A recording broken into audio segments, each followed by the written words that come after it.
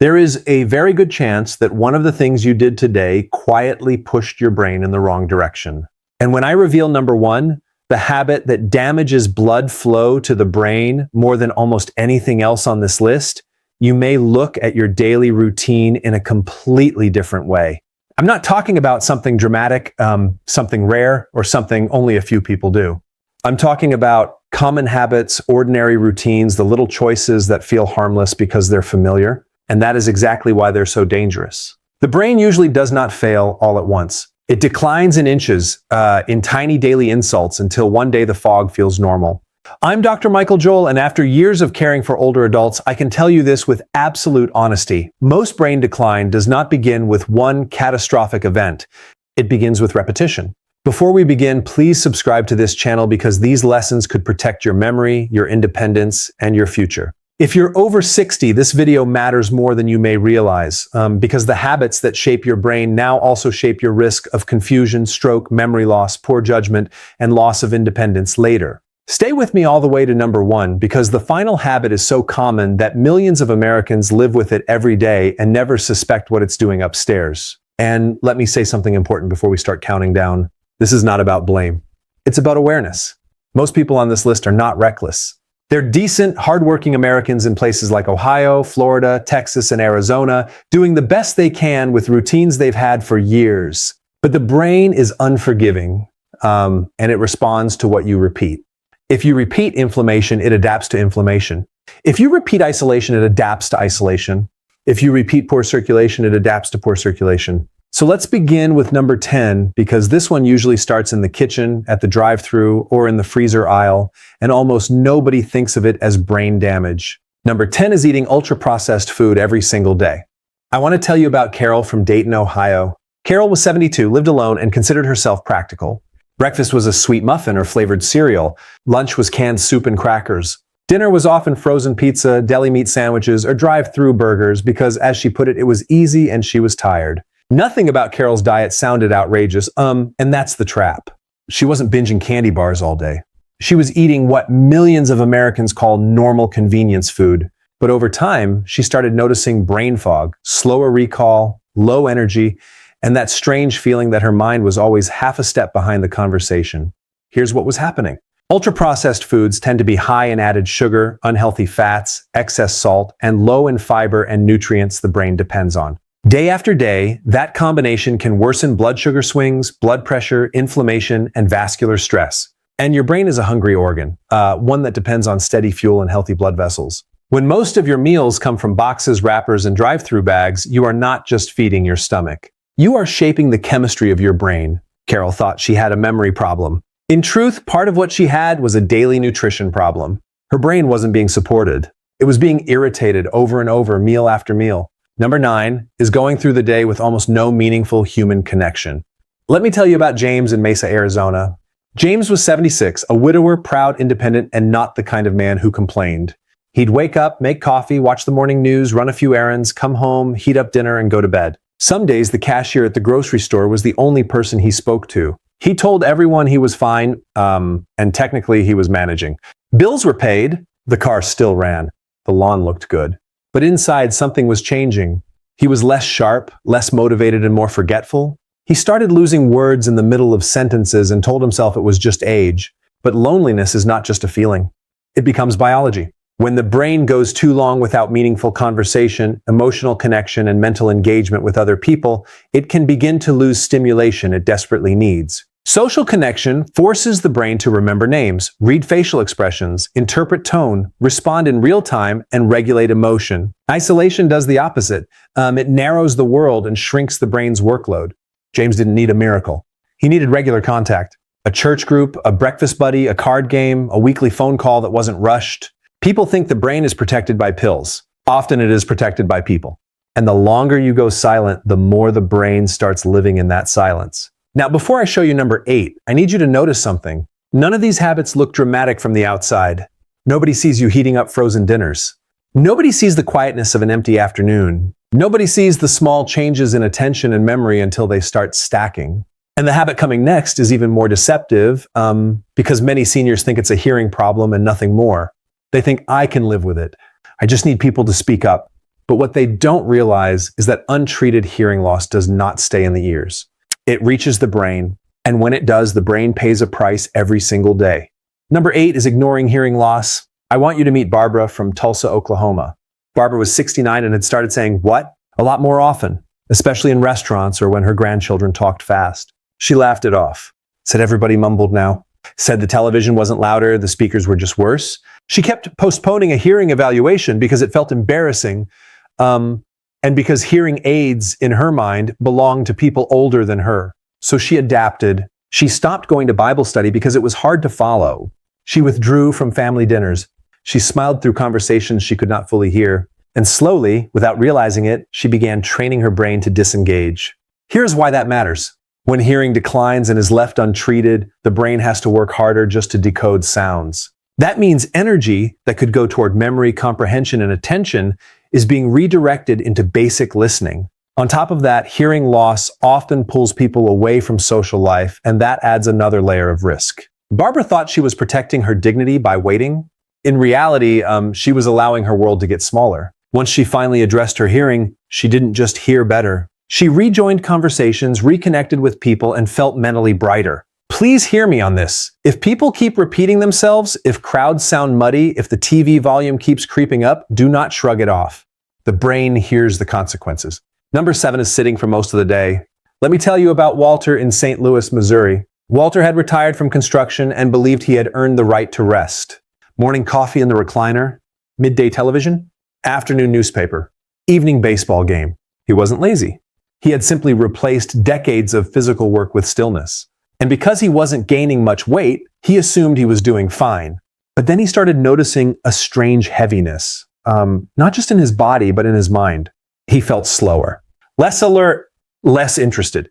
His thinking seemed to drag in the late afternoon like someone had turned down the brightness in his brain.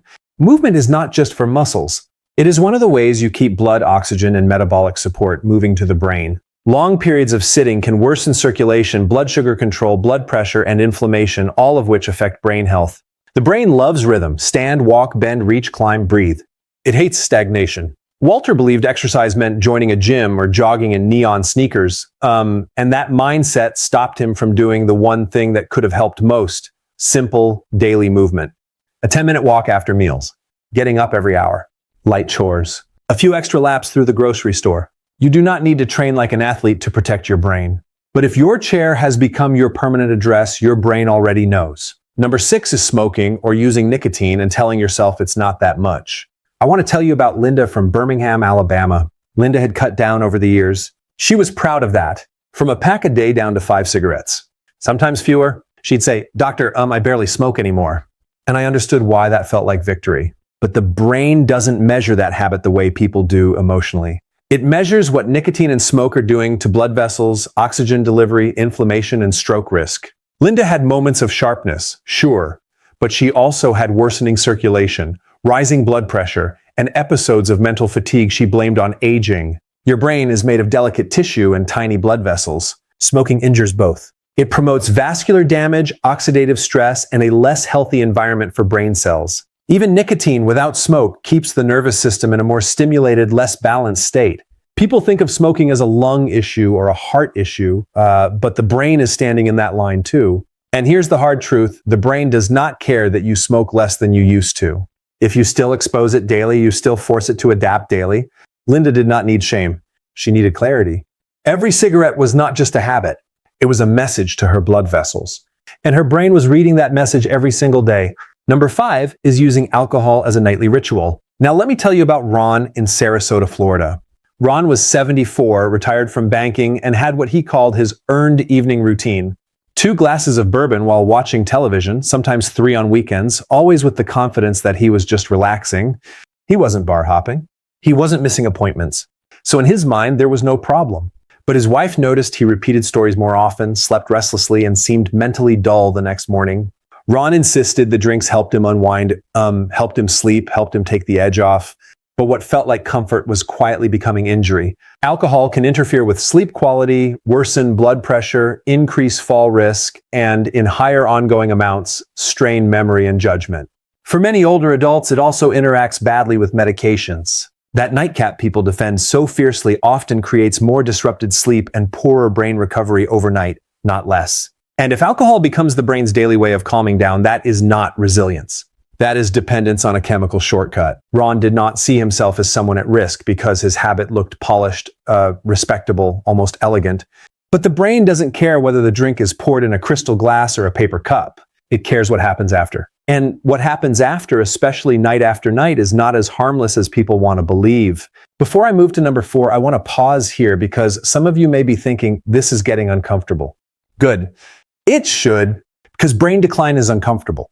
Stroke is uncomfortable. Watching your spouse repeat the same question 6 times is uncomfortable. Losing the ability to manage your own money is uncomfortable. And the next habit may be the one that ties several of these together because it affects memory, mood, blood pressure, blood sugar, and decision-making all at once. If you are sleeping badly and calling it normal aging, what I'm about to tell you could change how you look at every tired morning you've had for the last 5 years. Number 4 is sleeping poorly and doing nothing about it. Let me tell you about Nancy from Columbus, Ohio. Nancy said she slept fine, which turned out to mean she went to bed at 11, woke up 3 or 4 times, got up to use the bathroom, snored loud enough to rattle the headboard, and dragged herself through the day with 2 cups of coffee and a smile. She had become so used to feeling tired that tired felt normal. Her family thought she was just getting older. Nancy thought the same, but then the forgetfulness started. Appointments slipped. Names drifted. She walked into rooms and forgot why. She blamed stress. But the real problem was that her brain was never getting the quality recovery it needed. Sleep is when the brain repairs, organizes, consolidates memory, and resets for the next day. When sleep is short, fragmented, poor in quality, or disrupted by something like sleep apnea, the brain pays a price in focus, reaction time, emotional balance, and long-term health. And let me be blunt here, snoring is not always a joke. Waking with headaches, dry mouth, exhaustion, or nodding off during the day can be warning signs that your brain is being starved of healthy sleep and sometimes healthy oxygen. Nancy finally got evaluated, and the issue was not laziness, weak will, or old age. It was poor sleep. Once that improved, her mind improved. Never call chronic exhaustion normal. Your brain knows the difference. Number 3 is letting your blood sugar swing all over the place.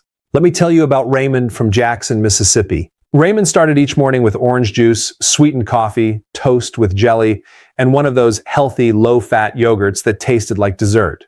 By 10:30, he was hungry again, shaky, irritable, and reaching for crackers or a pastry. After lunch, he'd crash in the recliner. Around dinner, he'd want something sweet because he felt drained.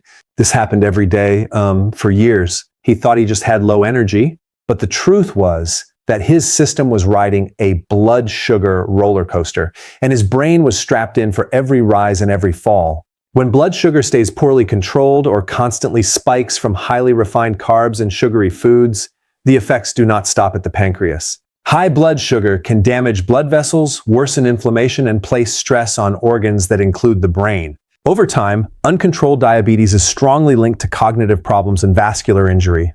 But even before a diagnosis, daily swings can affect concentration, mood, and mental clarity.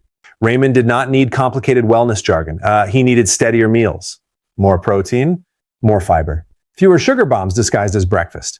Better monitoring, better control. If your mornings begin with sugar and your afternoons collapse into fatigue, do not ignore that pattern.